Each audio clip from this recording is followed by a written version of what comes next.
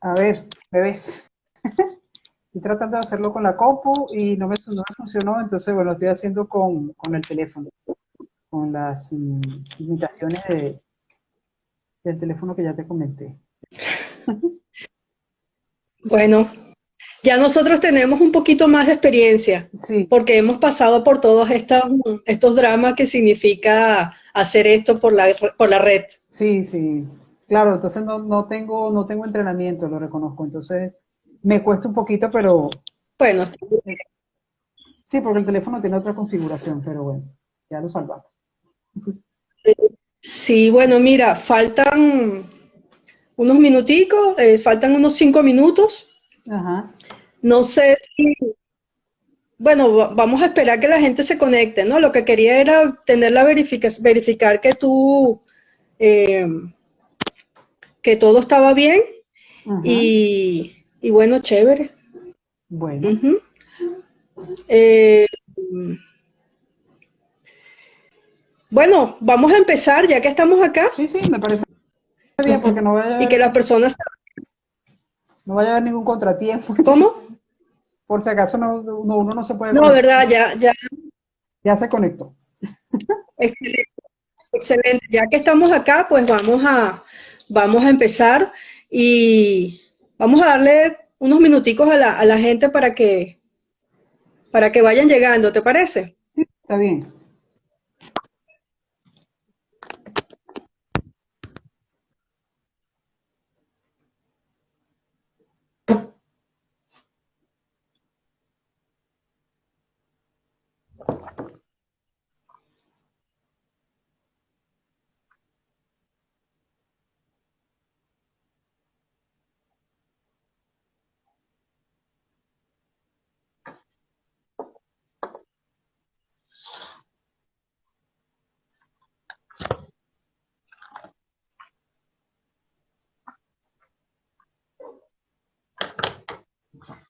Bueno, tú sabes que empezar antes también es ser impuntual, de Sí, acuerdo a los alemanes. sí, sí, sí. No, pues yo normalmente soy impuntual así. Siempre llego antes. Sí, bueno, yo trato acá de ser lo más puntual posible para que las personas sepan, Ujú. bueno, que tenemos esta hora ya destinada para reunirnos. Y bueno, jugar un poco con el horario del otro, ¿no?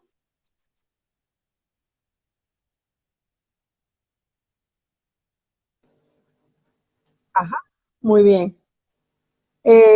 Y este asunto de hacer estas invitaciones a Ujú. través de las redes implica como otras formas de invitar, porque no estamos acostumbrados a lanzar algo al mundo invisible y bueno, la gente va haciendo su adaptación.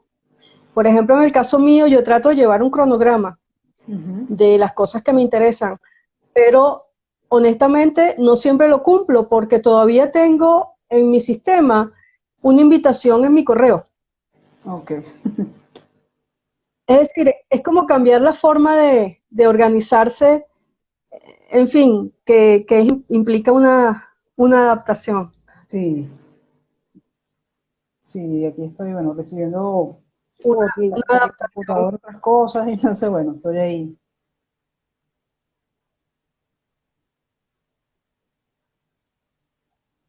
Así es. Bueno, tenemos ya unos cuantos invitados. Vamos a darle comienzo a la conversación Ujú. y así pues contamos con un poco más de tiempo para generar eh, los comentarios que se puedan dar de la conversación que vamos a tener contigo. Bueno, en primer lugar, pues yo quiero empezar por presentar a Yexalí, darle las gracias por haber aceptado este en vivo que estamos organizando desde hace unas semanas.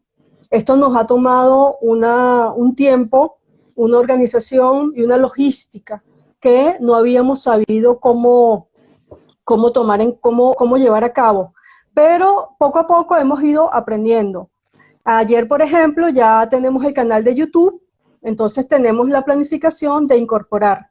estas conversaciones en el canal de YouTube. Y ahí ir poco a poco en el camino organizándonos. Bueno, la presentación de hoy es la invitada que tenemos hoy es Yexalí Hernández Núñez. Yexalí es caraqueña, estudió la mayor parte de sus estudios superiores en la Universidad Central de Venezuela. Ella es licenciada en Historia, es magíster en Filosofía, lo cual son palabras mayores, y es doctora en Historia también. Yexalí trabajó durante muchísimos años en el archivo de la Cancillería, el repositorio del cual hoy vamos a conversar. Y su experiencia en el archivo de la Cancillería es un plus que nos va a permitir a nosotros saber un poco más y comprender un poco más cuál es el trabajo que hay detrás de la investigación y qué es lo que hace un investigador y más todavía un historiador dentro de un archivo. En este momento, bueno, Yexalí está generando otras experiencias profesionales de vida. Ella está iniciando unos nuevos estudios en otra parte y bueno, ustedes podrán tener conexión con ella a través de las redes y a través de su correo electrónico que se los haremos saber o ella, bueno, lo compartirá después de la conexión que tengamos acá. El conversatorio que tenemos hoy nos costó un poco ponerle el título porque le queríamos dar un título que fuera como un poco más impactante, pero realmente estamos hablando de inmigrantes, es decir, de personas que se han movilizado por alguna circunstancia de la vida y que su movilidad ha generado un cambio y una transformación, aunque hablemos de individuos y de personas, es decir, el individuo como tal genera un cambio también, no las masas también, pero el individuo como persona también. Entonces, habíamos pensado ponerle a esta conversación gente en el archivo, y bueno, así un poco la estuvimos moviendo, pero en realidad estamos hablando de inmigrantes. Así que el título que le pusimos fue Inmigrantes Europeos en el Archivo. Visita al archivo de la Cancillería. Ese archivo es una riqueza inagotable. Yexalí lo conoce bastante bien porque trabajó allí unos cuantos años, por lo menos más de 12 años, y tiene un conocimiento bastante sistemático de cómo funciona el archivo. Para hacer la secuencia de nuestra presentación, como ya hemos hecho en las demás conversaciones, yo tengo una secuencia de preguntas un poco para introducir el problema y sobre esa base vamos desarrollando la temática. Entonces, bueno, la pregunta inicial que le tengo yo a Yexalí es la pregunta de cómo empezamos todos, ¿no? Es decir, qué es lo que ella está haciendo y cómo se introduce.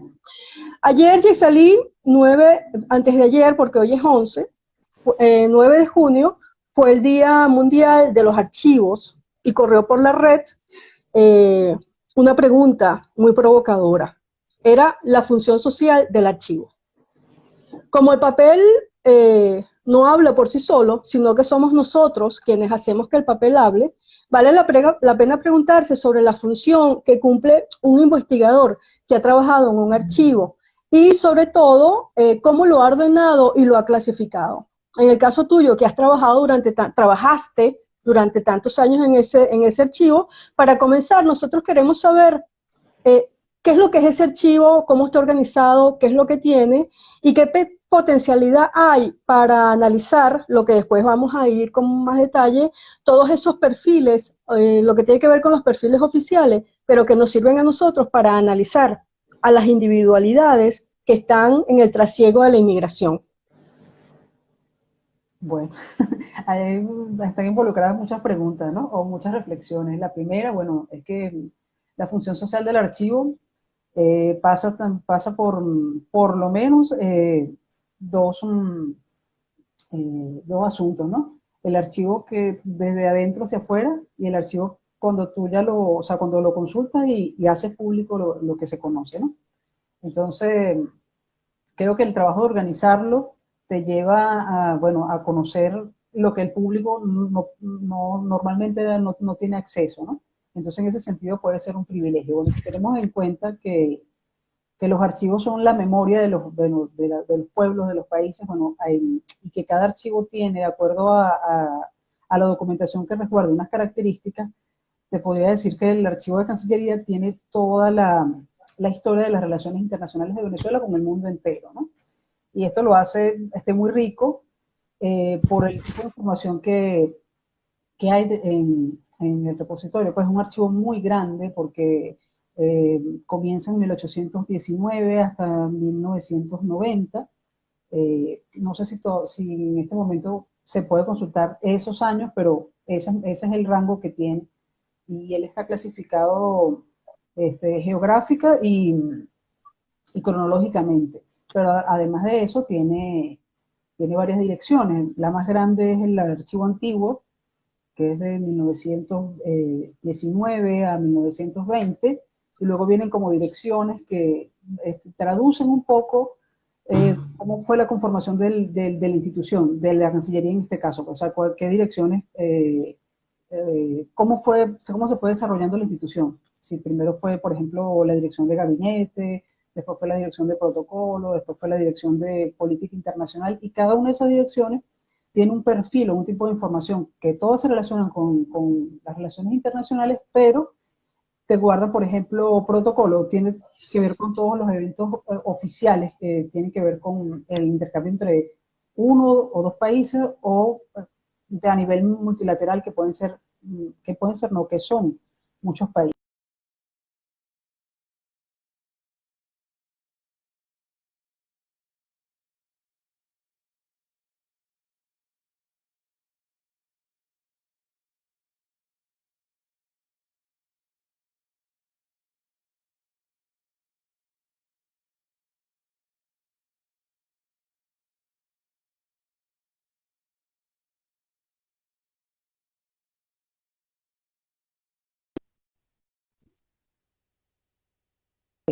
Ver qué puedes investigar, pero también tiene que ver con atender a investigadores y poderles presentar un archivo que ellos conocían a través de los índices, que te dice te dice algo parcial de lo que hay, porque siempre hay asuntos que no se han colocado en el índice porque, bueno, están desclasificados, porque no han sido introducidos en, en las listas, etcétera, etcétera. Entonces, siempre hay algo por descubrir, pues, y creo que si debo ser generosa con la institución, debo reconocer que durante esos 17 años fue mucho aprendizaje para mí, porque yo entré siendo una licenciada en historia y mi idea de la historia era bastante como básica, pues, o sea, yo pensaba que iba a ser historia de los países y que eso era lo que había allí. De hecho, hace poco estuve leyendo un trabajo de José Ángel Rodríguez, el profesor que me dio clase en la universidad, muy querido, y decía, bueno, yo estaba investigando sobre los alemanes y un día encontré bueno, que tenía un viajero y yo dije, ay, ¿dónde busco información? Bueno, será en Cancillería, pero en Cancillería, si ese es un archivo que solo tiene asuntos de frontera. Y entonces bueno, eso me abrió un panorama reflexivo para, o sea, hablarles hoy de un archivo que tiene ciertamente el carácter oficial porque toda la documentación que tiene, bueno, es de Estado, tiene que ver con relaciones formales, tiene que ver con tratados y acuerdos con fronteras, pero las fronteras tienen personas, los acuerdos involucran personas, las relaciones entre los países también involucran a las personas, y mucho más cuando, por ejemplo, se habla de inmigración. Si, por ejemplo, hay un país que tiene alguna restricción para que entren extranjeros, es un asunto oficial, pero es un asunto que tiene una repercusión bueno, en gente común y corriente que no pertenece a un Estado. Claro, claro. Y eso creo que es una de sus riquezas. Bueno, si me preguntas qué hay allí, yo puedo pasarte muchas horas hablando de eso. Entonces creo que podría, Bueno, eh, no sé, para mí es más sencillo que, por ejemplo, yo te puedo hablar de acciones particulares que tiene, por ejemplo, para poner un ejemplo, hay una colección del canciller Esteban Gil Borges, hay otra de Caraciolo Parra Pérez, eh, hay otra colección sobre la Primera Guerra Mundial, aquí creo que están haciendo algo acá, diciendo algo acá. Ajá.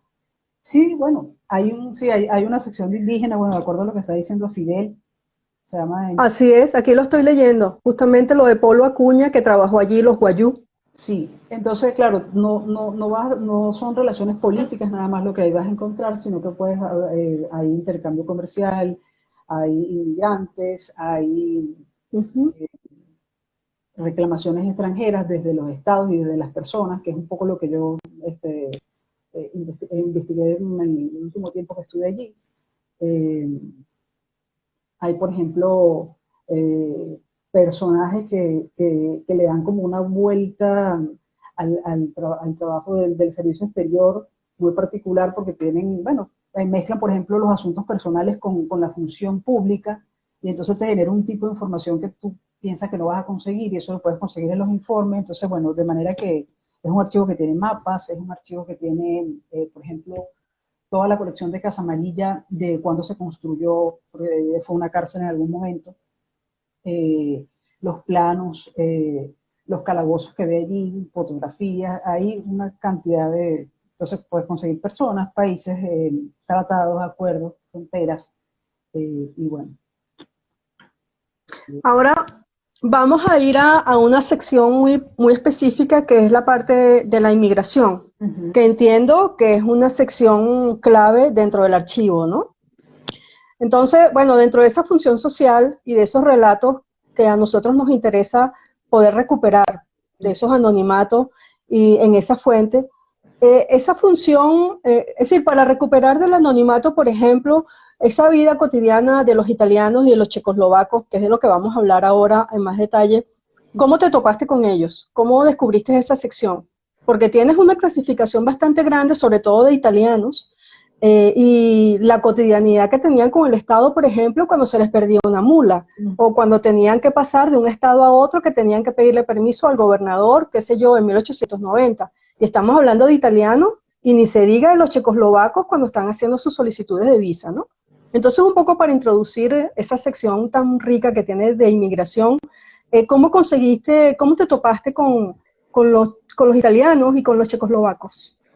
Bueno, con los italianos estaba haciendo un trabajo institucional. Cuando digo institucional es cuando desde esa historia que es rígida, ¿no? O sea, más rígida, de la historia o de los vínculos diplomáticos entre Venezuela e Italia. Y siempre, como te digo, puedes conseguir dentro de los expedientes información que no es estrictamente oficial. ¿Qué quiero decir con esto? Por ejemplo, tú puedes decir, bueno, los vínculos se establecieron en tal fecha, se firmaron tales y tales acuerdos, hubo intercambio de personal diplomático. Ajá, eso es una parte de la historia que tú vas a encontrar eh, dentro de la documentación que se refiere a Italia.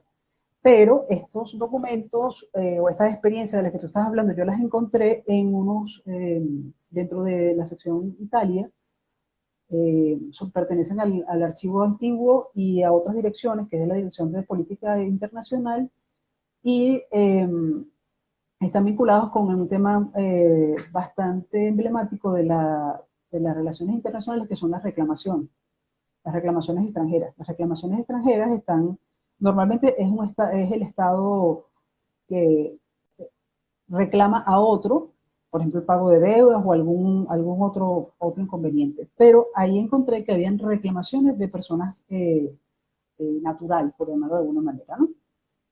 Y en ese Ajá. sentido es interesante porque se supone que, por ejemplo, la legación italiana está encargada de velar por los intereses de sus nacionales en Venezuela, ¿sí? Entonces, estos italianos no acudían a la legación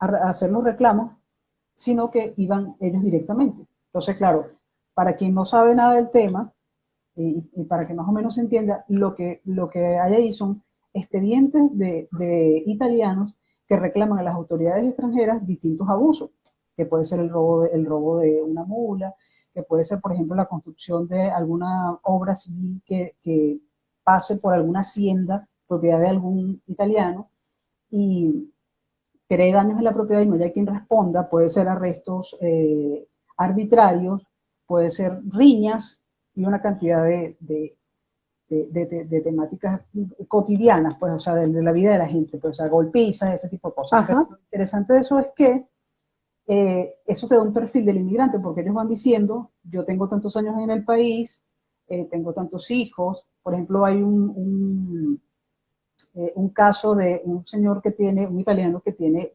muchísimos años en Venezuela y tiene una fábrica de clavos en Catia. Entonces, él tiene allí empleados a venezolanos y a italianos. Y él está pidiendo a las autoridades venezolanas que lo ayuden a hacer que 2 de sus empleados traigan a su familia a Venezuela porque no tienen cómo pagarlo. Y porque se nos... ¿De qué año estamos hablando? Esto es más o menos el año 24, 26, por ahí mismo. 1924. Sí. Entonces, ¿qué vas viendo a medida que vas leyendo esos expedientes? Bueno, vas viendo unos inmigrantes que tienen muchos años, que han logrado hacer empresas, otros están en zonas rurales, que están regados por toda Venezuela, porque están en el centro, están en los llanos, que tienen distintas ocupaciones, que tienen familias ya constituidas y que tienen, por ejemplo, distintas relaciones con las autoridades venezolanas. Hay unos que son como más frontales, hay otros que siendo extranjeros tratan como de cuidarse de no pelear con el gobierno de Juan Vicente Gómez, y eso no lo va a ver, o sea, no me meto en asuntos políticos, soy apolítico, o tengo cierto orgullo y empatía por el presidente, o sea, siempre cuidándose de, porque quizás Claro, claro. vas entendiendo, leyendo esos expedientes, cómo un extranjero se siente ante la autoridad. Claro, hay que decir también que Venezuela es un país que ha tenido a lo largo de su historia diplomática siempre el cuidado de ofrecer al extranjero seguridad legal. Pero bueno, también sabemos que aunque tú tengas seguridad legal en el papel, eso no significa que la vayas a tener en la práctica. Entonces, ahí hay muchísimos temas muy, muy interesantes pues, para Claro. investigar. Y como te digo, te Te, recomiendo. te voy a, Ajá. te voy a leer la lista de los italianos que tengo acá. Y si recuerdas alguna otra historia, sería buenísima que nos las contaras, ¿no? Nicolás Botare, 1859. Ángel Panza, 1921. Luis Fersacayo, 1923. Silvio Maciel, 1924. Rosalío Saturno, 1924. Pasquale Candia, 1924. Giuseppe Galeano, 1924. Antonio Medici, 1924. Alejandro Rebellesi, 1924. Alberto Mattia, 1925. Juan Babelli, 1925. José de Anello, 1925. Blas Bruno, 1925. Eduardo Pellegrini, 1926. Antonio Marciani, 1926. Saverio Russo, 1926. José de Elia, 1926. Y Mario Pérez Pisanti, 1930. Todos estos italianos también nos hablan de una regionalización, porque todos no están en Caracas, están en distintas partes del país, haciendo sus reclamaciones por distintos problemas. Sí. ¿De qué lugares estamos hablando? Y si recuerdas alguno, ¿qué nos podías decir? Bueno, está Guárico, Apure, Barquisimeto, Caracas, a ver, creo que hacia Oriente también hay, pero no recuerdo ahorita exactamente el estado. Bueno, no recuerdo el nombre de este personaje, pero sé que hubo una revuelta sé que fue en Oriente, una revuelta y en un pueblo, y entonces al dueño de una lancha, que era italiano, le quitaron la lancha y le expropiaron todo lo que él tenía, y entonces él reclamaba pues que estaba bien, que si necesitaban la lancha las autoridades venezolanas para defenderse de algún motín, que él estaba dispuesto a prestársela, pero no a que se la destruyeran y no se la devolvieran. Entonces, bueno, le tomaron la lancha al italiano y no le devolvieron, no se la devolvieron ni se la pagaron ni nada de esto, porque claro, esto llevaba todo un proceso, ¿no? Esa es una. Otra, por ejemplo, tuvo que ver con la destrucción de una hacienda de cacao, porque por ahí iba a pasar una obra pública del gobierno, y entonces, bueno, las autoridades metieron allí, tomaron parte del terreno y destruyeron parte de las plantaciones que tenía, y eso tampoco fue, no se le devolvió el dinero que se tenía que devolver. Igualmente también pasó con una fábrica de zapatos también, pero eso fue un robo, ¿no? Porque claro, tú consigues como abusos de autoridad que son por guerra, abusos de autoridad que son por una actitud caprichosa del policía. Entonces ves ahí como, o sea, no son políticas, no son de la vida cotidiana. Entonces eso es realmente lo que llama la atención de los expedientes, pues que son, ocurren en pueblos y ocurren en la cotidianidad del pueblo. Entonces, por ejemplo, hay un expediente donde tú vas a conseguir, bueno, es que el policía, cuando digo policía porque puede ser un gobernador, puede ser Una autoridad. hizo esto porque es mi enemigo, porque yo le caigo mal, porque me tiene mala voluntad. Esa es una razón para que haya algún atropello. Entonces no es, o sea, no, creo que hay como que bajar un poquito así como, será la mirada, ¿no? Para ver cómo vive la gente en un pueblo dentro de su cotidianidad y qué tipo de problemas puede haber que no tienen una explicación así quizás tan rebuscada, pues, sino simplemente, bueno, estas cosas humanas que pasan cuando la gente convive. Entonces creo que esa es una de las riquezas de esos expedientes. Claro. Bueno, ahora vamos a hablar de los checoslovacos. Eh, con los checoslovacos, bueno, más o menos las mismas preguntas que te hice como con los italianos, ¿no? Cómo llegaste a ellos? Y este grupo, bueno, se inserta entre la historia de Venezuela. Tú mencionabas en un trabajo que me mandaste que llegaste a encontrar más de 1124 checoslovacos. Creo que tenemos un problema de red en este momento con Yexalí. 1124 después de 1948, que llegó un gran contingente de checoslovacos. Entonces, háblanos de ese encuentro que tuviste también con esos archivos checoslovacos y qué fue lo que te llevó a ello, para después seguir comentando un poco más sobre las historias particulares de estos grupos familiares. Claro, bueno, el primer grupo, bueno, el grupo italiano pertenece a la primera posguerra, ¿no? Y estos son de la segunda, o sea, Exacto. 1948. Entonces tienen como características distintas el material, o sea, la información que encuentras.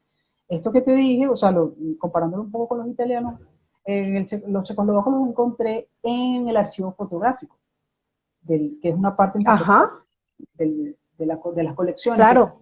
de relaciones exteriores. Entonces, claro, este tiene una característica distinta porque los italianos eran expedientes sobre reclamaciones. O sea, ¿qué reclaman los italianos a las autoridades venezolanas? ¿Y qué reclaman? Bueno, algunos fueron a la legación italiana a reclamar por sus derechos.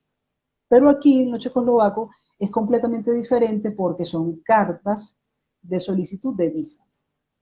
Entonces, los checos, bueno, pertenecen, pues, como te dije, en la segunda, son posteriores a la Segunda Guerra Mundial, y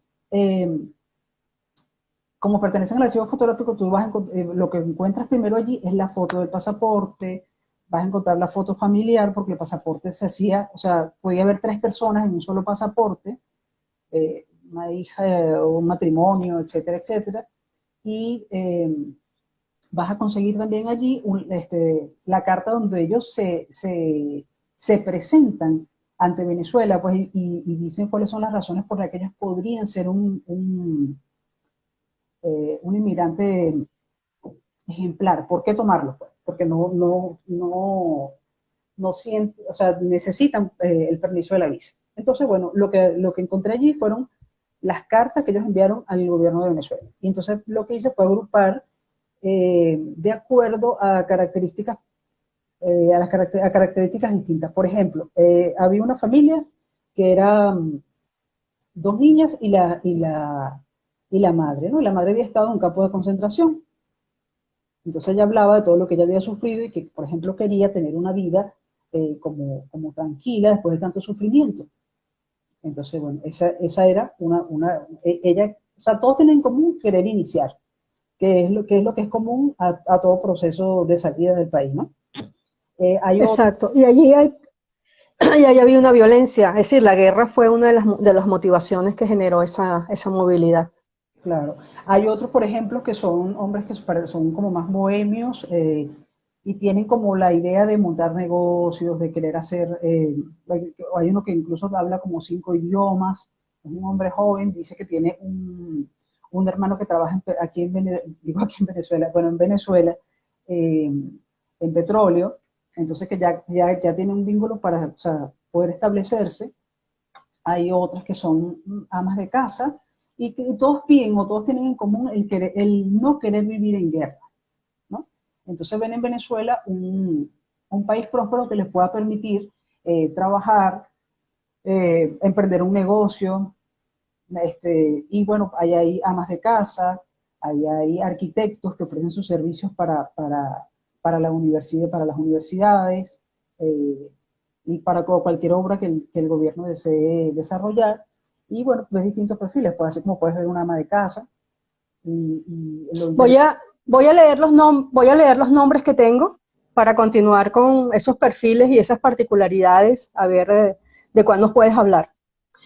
Esfira Cícer Bercovici, Max Bercovici y Silvia Bercovici.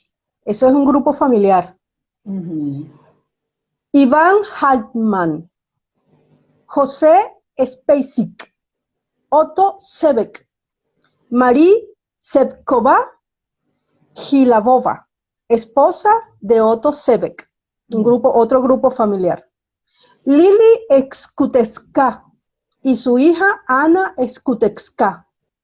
Eugen Just y Slatika Nutik Just. Y Miroslav Konechny y María Konechny. Bueno, lo que más recuerdo son los primeros, que es una familia de este que te comenté hace rato, que son dos niños. De 3. Y la, y la madre, porque bueno, ya habla del impacto que generó la guerra en ella y lo que ella desea para sus hijas, porque vivan en otro lugar, o sea, en un lugar tranquilo. Pues entonces me parece bien interesante como para que nos pongamos a pensar en lo complejo que es el proceso migratorio, ¿no? O sea, la movilidad, porque hace unos días leía que la migración es un proceso complejo, que no solo en extensión de tiempo y espacio, sino que abarca muchísimos subprocesos, pues. Entonces, o sea, hablar por ejemplo, esa familia implica ver dentro de su dinámica muchísimos otros procesos. No que, ok, llegan a Venezuela, el traslado, aprender el idioma, insertarse, ver que, porque por ejemplo, esta señora dice que ella había aprendido costura, sastrería, cocina, que hablaba varios idiomas. Entonces vas viendo cómo, o sea, cómo a través de una historia como esta, tú puedes ver muchísimas complejidades de lo que implica salir del lugar donde naciste y estar en otro. Entonces, eso me impactó mucho porque vi como la templanza de una madre que busca, a pesar de haber salido de un campo de concentración, busca un mejor futuro para sus hijos. Y creo que eso es de esas historias, es en particular. Claro, también hay matrimonios jóvenes que tienen como eh, esto que me dicen que son esposos, que lo vimos ahorita, también tienen eso, pues como esa idea del reinicio, pues, ¿no?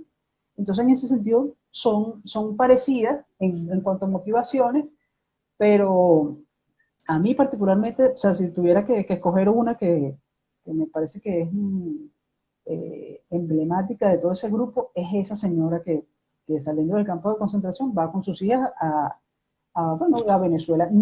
Lamentablemente no dice el expediente si le aprobaron la visa, ¿no? Si llegó o no llegó. Probablemente esté en otra parte del archivo, pero no lo llegué a ubicar, pues, no sé. No sé si entraron o no. Y ese archivo fotográfico, que es de donde nos estás hablando de los checoslovacos, estará compuesto por muchísimos tipos de materiales parecidos a estos. Es decir, que así como tú te topaste con checoslovacos, te pudiste haber topado también con muchos grupos que venían de otras partes de Europa del Este, en el fotográfico me refiero. Lo que pasa es que ese archivo no está completamente clasificado, ¿no? Entonces son como ese tipo de sorpresas. Por ejemplo, hay otra colección que también es fotografía, pero son fotografías de pasaporte. pero de servicio exterior. Entonces, y así, ¿entiendes? O sea, entonces tienes como que reagrupar, eso lo hicimos, ¿no? De reagrupar, por ejemplo, a todos estos grupos de chocolates en un segmento. Pero no encontré, o sea, bueno, quizás no me dio tiempo, ese archivo es enorme. Eh, quizás haya otros, porque todos tenían que pasar por el mismo proceso de solicitar la visa. Claro, claro. Probablemente no esté ahí, Habría que ver, pero podría estar en una dirección que se llama consulados, que son las que a través de bueno, los distintos distintas agencias en todo el mundo, debe haber un registro de eso. Pero no sé si con fotos, ¿no? O sea, a veces las podrías encontrar, o sea, a veces las tienen, a veces no, solamente tienen la solicitud y claro, ya. Entonces, fue como un paso. claro, hay que hacer, bueno, en el caso del archivo, donde tú trabajaste 17 años, bueno, quizás haya que hacer una ruta para saber cuáles son las direcciones y hacia dónde uno se podría dirigir. Yo sé del Archivo General de la Nación, en el Relaciones Interiores, hay una sección de pasaportes y hay una sección de pasaportes y en esa sección de pasaportes podemos conseguir muchísimos de estos inmigrantes que vinieron por estas épocas. Entonces, bueno, también habría que conocer cuál es la ruta que existe dentro del mundo de relaciones exteriores para saber dónde puede estar esa documentación y que la podamos de alguna manera recuperar para ver cómo estudiamos el problema. Entonces, esa es una tarea por hacer. Yaisali, bueno, esta es la primera parte de nuestra conversación y por supuesto, esto que está vinculado con el tema migratorio, que a ti también pues te toca, yo quería saber, quería preguntarte cómo va tu, es decir, si estas búsquedas documentales con las cuales te topaste te generaron inquietudes para continuar investigaciones y si la investigación que estás haciendo ahora, donde te encuentras, la estás conectando con esto o estás en otro tema, un poco para que nos hables de eso. Bueno, creo que, bueno, haber estado 17 años en Cancillería y haber visto la inmigración desde como dices, desde distintos escenarios y particularidades, es un tema que siempre o sea, te obliga de alguna manera siempre a pensar en eso, ¿no? Porque mucho más en los actuales momentos. Bueno, no por Venezuela, sino porque la movilidad en el mundo entero es un fenómeno que siempre ha estado allí. La gente se Claro, mueve, recorre regiones, se muda. Hay, por ejemplo, no sé, eso que llaman inmigrantes golondrinas, que están en un tiempo en un lugar, hacen fortuna, o fortuna no, o sea, fortuna no hablo solamente de dinero, hablo de, adquieren cierto capital, porque puede ser intelectual, de experiencia, lo que sea, y entonces, bueno, la gente siempre se está moviendo, pues entonces por eso te digo que eh, es difícil no seguirlo considerando, más aún cuando tú tienes la experiencia, pues ahora yo pienso distinto en muchas cosas. Por ejemplo, había en el archivo fotográfico la ventanilla en una fotografía, ¿no? Con la ventanilla de donde se sacabas la visa, y había la fila de italianos ahí, o había la fila bueno, de cualquier otra nacionalidad para obtener su documento, y el nervio que podían sentir, que tú podías ver en esas caras, a ver si le iban a sellar o no el pasaporte. Cuando tú estás frente a frente, claro que es el mismo nervio que sentirán muchos venezolanos y muchas personas que se están moviendo por el mundo ante esas taquillas, ¿no? Si les van a poner el sello, si les van a dar la aceptación. de que te pueda pasar. Entonces, Claro, empiezas a pensar todo como con una sensibilidad diferente, ¿no? Entonces, ahora claro, esto se le suma, por ejemplo, en mi caso, yo estoy en un país que tiene el tema migratorio en todos lados. Entonces, no ha habido espacio en el que yo me pueda mover o hablar, en el que no tenga que reflexionar sobre la inmigración. Por ejemplo, eh, estuve trabajando sobre una poeta, Alfonsina Storni, que es una poeta muy reconocida acá, y resulta que sí, cómo no. Alfonsina Storni era suiza, se nacionalizó argentina, etcétera, etcétera. Entonces, vas a, no sé, a algunas calles y entonces no es que Buenos Aires sea la Europa, no, es que la inmigración europea desestructuró al país. Entonces, si tú no comprendes eso, tú no comprendes al país, ¿no? Entonces tú puedes ver al porteño, que es muy distinto a como puede ser el hombre de la provincia, y cómo se refieren, cómo hablan, los gestos, todo. Entonces, está allí en todos lados. Eso por una parte. Entonces, no hay nada de los procesos argentinos que tú puedas comprender si tú no tienes noción del impacto que causó la inmigración en Argentina, por lo menos entre 1885 a 1912, para decirlo corto. Hubo un momento en el que había más extranjeros que nacionales, o por lo menos se equiparaban. Entonces, la pregunta era, ¿son argentinos o no? O sea, ¿somos argentinos o no? Decían los argentinos. Entonces, todo eso desestructuró la sociedad. Entonces, claro, yo acá, cada vez que voy a trabajar algo, siempre algo me remite a la inmigración. Entonces, la gastronomía, la arquitectura, la idiosincrasia, incluso hasta la receptividad que puede haber con los extranjeros, ¿no? Tú no te sientes nunca, o sea, obviamente eres un extranjero, pero no te sientes, o sea, no hay nadie que te vaya a rechazar, o casi nadie que te vaya a rechazar por alguna razón. Eso te da eh, una idea de la conciencia que puede haber o de la familiaridad que hay de estar con el extranjero. Entonces yo creo que a mí me sirvió pensar lo extranjero desde acá, mientras estuve en Cancillería, por ejemplo, trabajando estos expedientes, y ahora me funciona haciéndolo desde acá, ¿no? Entonces tengo las dos, Claro. como ahora como juntas, ¿no?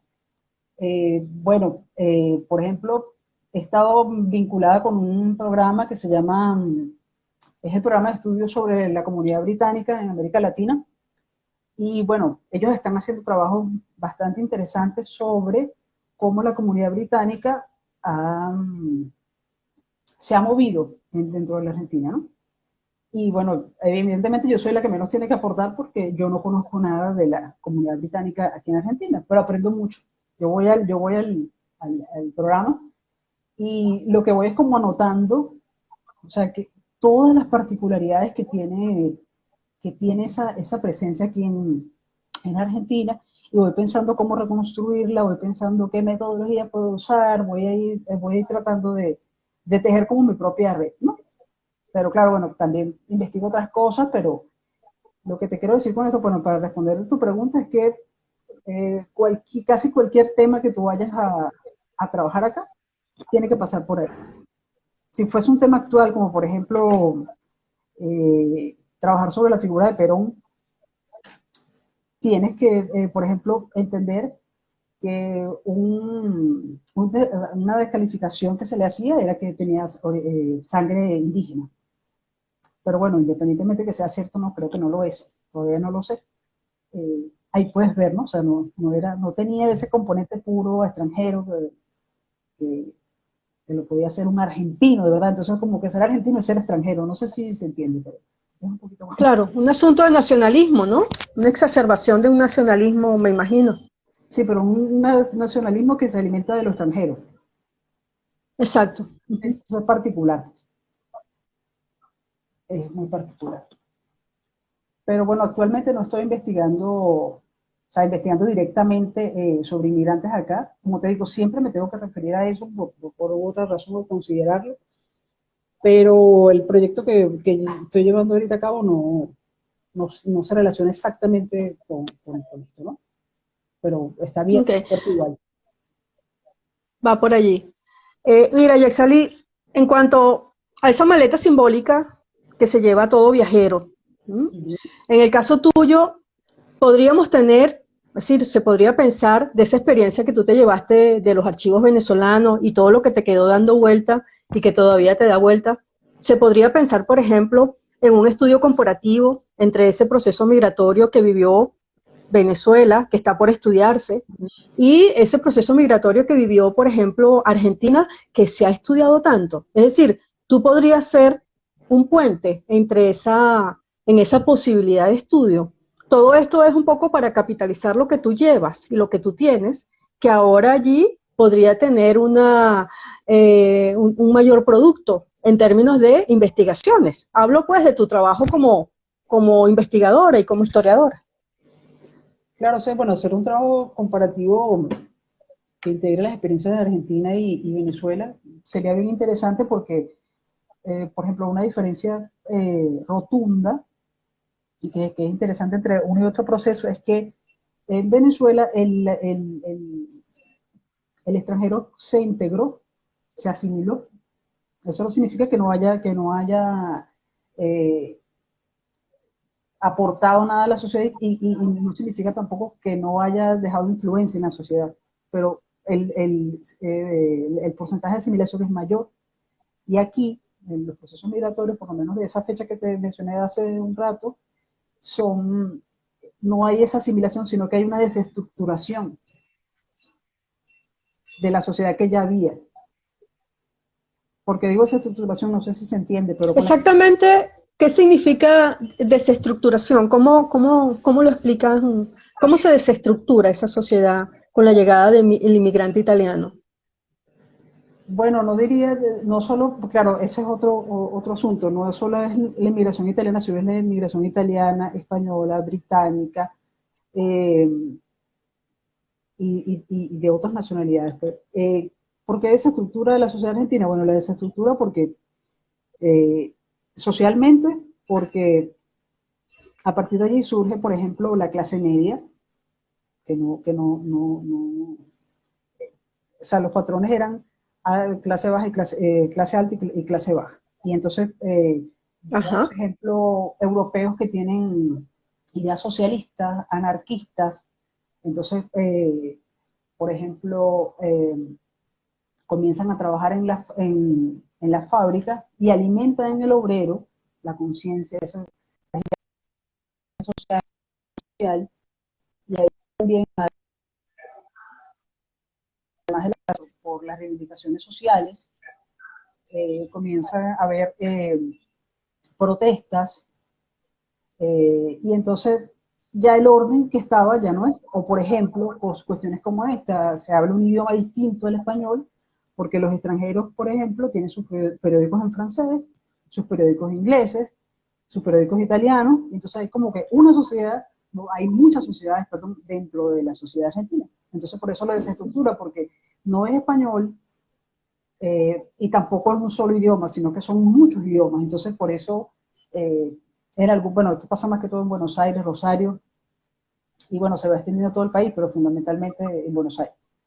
Eh, Qué interesante. sí, entonces la desestructura, por eso, por ejemplo, las clases altas, estoy hablando de 1910 más o menos, hablaban en francés, escribían en francés.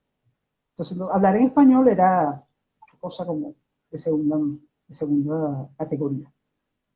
Entonces, bueno, hay toda una discusión sobre eso, pero era un país que siendo Argentina de habla español, española, sí, que habla español, perdón, tiene un montón de idiomas que circulan, por ejemplo, en las casas, por ejemplo, de la élite, no se hablaba español, o no se escribía español en la literatura.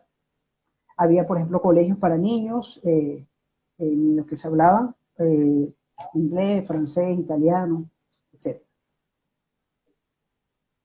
Entonces, por eso te digo que la desestructura, porque, o sea, Mm, ella se convierte en una mezcla de muchas culturas y genera discusiones en torno a cómo se construye la nacionalidad argentina. claro, claro.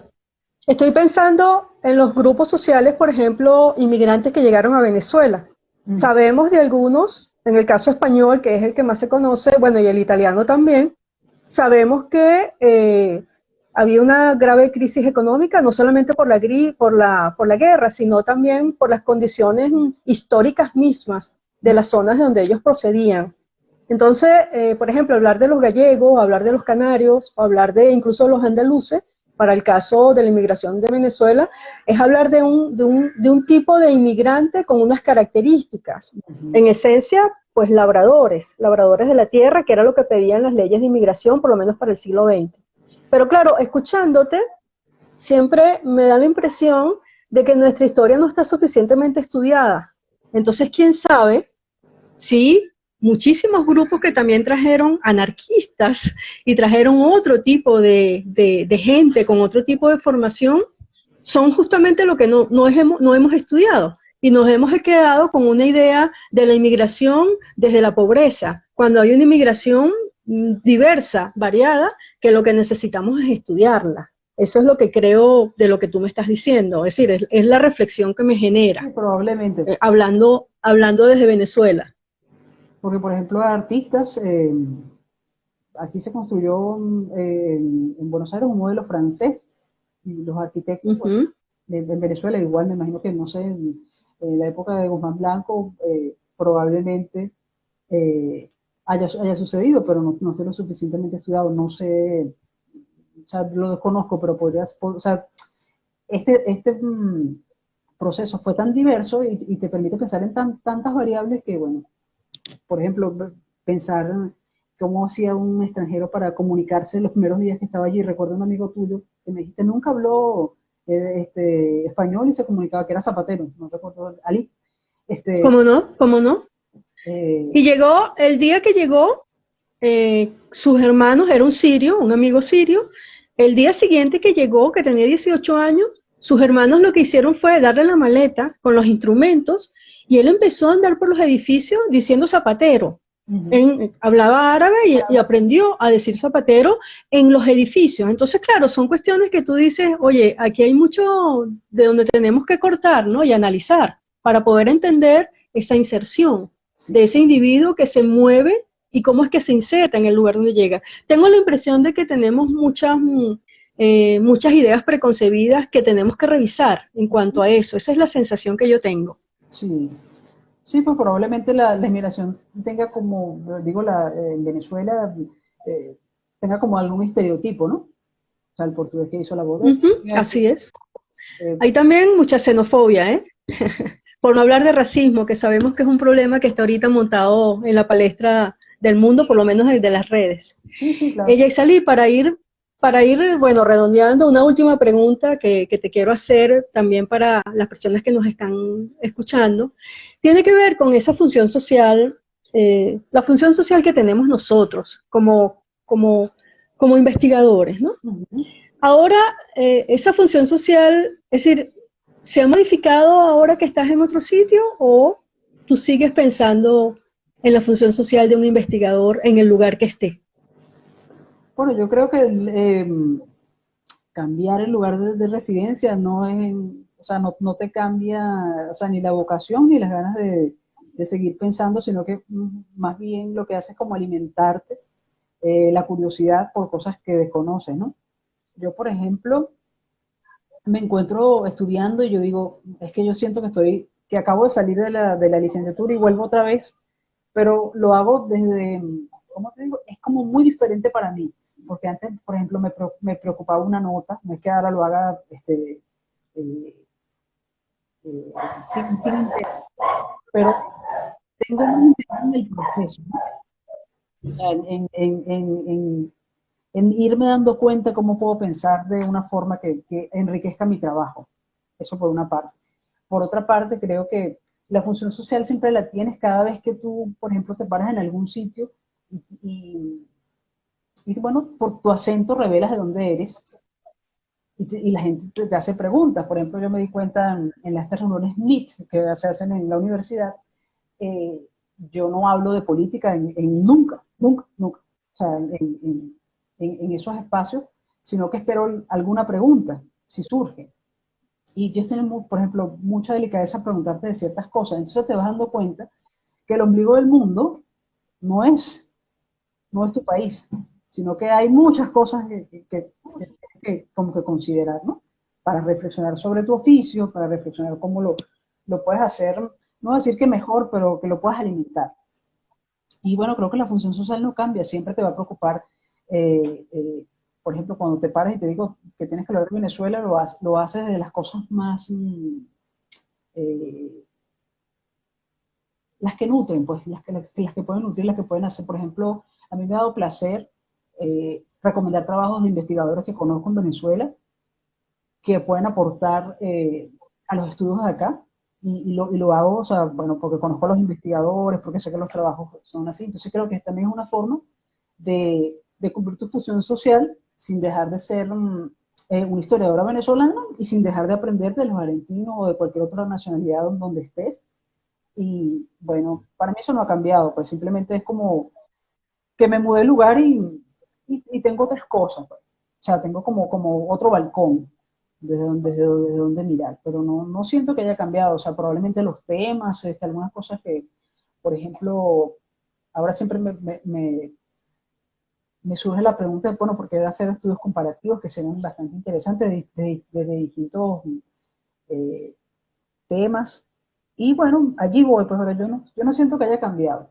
Y tampoco siento que, por ejemplo, la experiencia del archivo, como tú me preguntabas lo de la maleta simbólica, yo, bueno, te iba a responder que yo no he terminado de sacar las cosas que traigo en la maleta, porque me suele pasar que yo digo, o sea, pienso pues ya, lo que ya yo sé, de lo que tengo experiencia, y de pronto te das cuenta, y no lo digo eh, en un sentido para decir que uno tiene muchas cosas en la maleta, sino como que, esto no me había dado cuenta que lo podía sacar, y un instrumento para ti, que puede ser desde lo personal hasta lo que hayas aprendido mientras trabajaste. Entonces la maleta nunca está vacía. Entonces no empiezas, y por eso digo que la función social no cambia, sino que lo que cambia es el escenario, ¿no? Entonces, eh, siempre estás sacando algo que te sirve, así como a veces dices, pensé que tenés esto en la maleta, pero no lo tengo. Entonces no es porque te vuelvas inseguro, sino porque sabes que tienes cosas que aprender, o que mejorar, o cosas que no habías visto antes. Yo hablando del oficio, ¿no? Y de la vida también, porque creo que el investigador tiene que combinar esas dos cosas. Si no, eh, se convierte en alguien que escribe no sé, con poca alma, pues. Entonces creo que a mí combinar esas dos cosas, creo que forma parte de esa función social de la que tú hablas. Pero, o sea, un investigador sin sensibilidad social, no, bueno, para mí no lo veo igual. Claro, claro, es un proceso de crecimiento, pero pareciera que hablar de función social implica, en principio, una actitud ante lo que es, por ejemplo, tu objeto de estudio y lo que es tu papel de investigador o de trabajador o de productor de conocimiento, o sencillamente lo que es tu papel como persona en el ámbito en el cual nos movemos, sea el profesional, sea el personal, sea el emocional, es decir, tiene que ver como con muchos elementos que hablan de lo que somos nosotros. Yo creo que tiene que ver con esa actitud, pero también con una autenticidad de lo que nosotros hacemos y queremos hacer. Eso es lo que me transmite, pues lo que me estás diciendo, y lo comparto completamente, completamente. Yo espero, Yexalí, que en esta experiencia que tú tienes, bueno, empecemos a conocer investigaciones comparativas. Es decir, ¿por qué no? ¿Por qué no? Esa es un poco la apuesta a la cual yo hago, y esa es una apuesta también que hay detrás de este tipo de iniciativas, de estudios, de conversaciones y de entrevistas, porque no es utilizar el tema migratorio como que somos migrantes desde hace 5 años. No, somos migrantes desde siempre. Y este es el momento de capitalizar qué es lo que hay detrás de ello. Ya esto está por finalizar, ya nos dieron un tiempo. Bueno, Yexalí, quiero darte las gracias y decirles que, bueno, este video lo vamos a mandar nuevamente a YouTube y allí vamos a trabajar. Y aquí va a quedar alojado también.